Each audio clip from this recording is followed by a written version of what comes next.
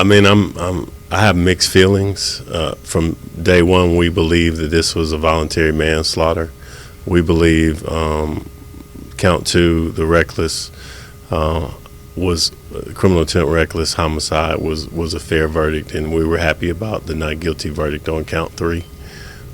So, again, we always thought that this was a crime of passion and that there was adequate provocation based upon his manipulation and the things that he did to her during the course of their relationship. And you all called Latoshia Daniels to testify. Tell me what was the things that you guys thought about when you made that decision. There was so much of this story that only Latoshia could tell. The police only had so much information, and Tabitha Perry did not have a lot of this information. So there was all of these gaps that there was no explanation for, that Latoshia had to be the one to fill in for the jury. But also, she wanted to tell her story to this jury. She wanted them to understand how she felt when this was happening. And that's why we did push for that voluntary manslaughter and the reckless endangerment, because she was under such emotional distress when this happened that she was not thinking clearly. When you go to sentencing, will you push the fact that she has no criminal record and try and see if you can get, I think it carries 15 to 25 years, will you try and push for the lower end of that due to no criminal record in the past? Absolutely. So second-degree murder in Tennessee has, for someone with no prior criminal history, has two potential ranges of punishment. There's a mitigated range that carries 13.5 years, and then there is a standard range one offender for someone with no prior felonies. That carries 15 to 25 years. We will absolutely be arguing that a woman who is 46 years old and has absolutely no criminal history and has done so much to try to better those around her. While she was incarcerated, she wrote a book for incarcerated mothers. She wrote a book for the children of incarcerated mothers. She has lived her life trying to help people. What happened on April the 4th of 2019 was not the actions that ever would have happened with Latoshia Daniels if she was not in that state of distress. And how is she feeling? I know you guys have probably been able to talk to her. How is she feeling right now? I mean, go ahead. I think she's a little bit in shock. I think she's struggling with the idea that she's going to probably have to spend at least another decade in prison. But I think she also understands that, this happened for a reason, and the way she handled her previous incarceration, I think she's going to be fine. Could that prior prison time count towards? Oh, absolutely. Whatever jail time she had, jail credit she had built up, that'll count toward the ultimate sentence she'll receive in Division 2.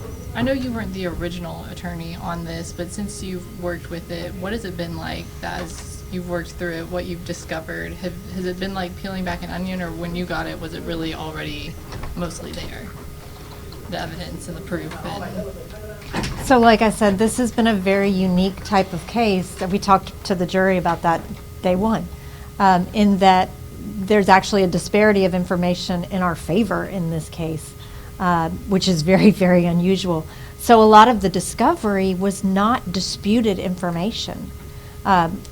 Where the dispute came was from the mental state, and that could only come from Latoshia.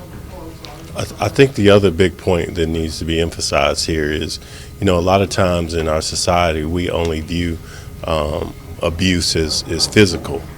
And in this case, this really highlighted the mental abuse that she went through with this person that took advantage of her. I mean, he was supposed to be her therapist, and he knew her deepest, darkest secrets, and he used that against her, especially with her being a person that had prior mental health issues. Attorney Horn, I arrived late and I apologize if this has been asked. Has she spoken to the pastor's wife since the shooting? And if so, what was that conversation like? I don't think she's ever. She wouldn't have been legally allowed to. There would have been bond conditions and other court order prohibitions against contact. Has she expressed any interest in reaching out to her and apologizing or having a conversation? conversation with her? I think that's something that probably will be addressed at sentencing.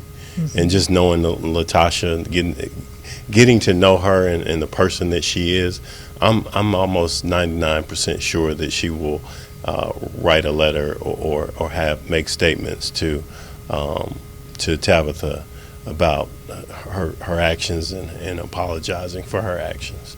Because even in their banter back and forth, she was, she didn't want to shoot her. She never meant to shoot her, and she was shocked. I think Tabitha was shocked when she was shot.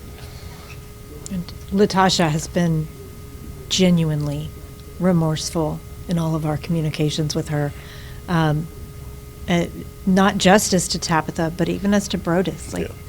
This is a weight that she carries every day.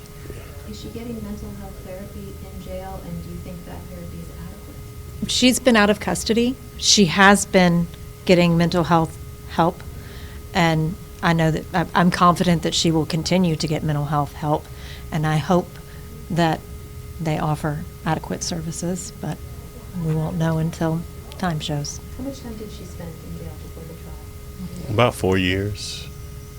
So she's got a little time under her belt. Will that count toward the sentence? Yes. Time served, you think? No. No? No. It will count as jail credit, but that will not cover the range of exposure.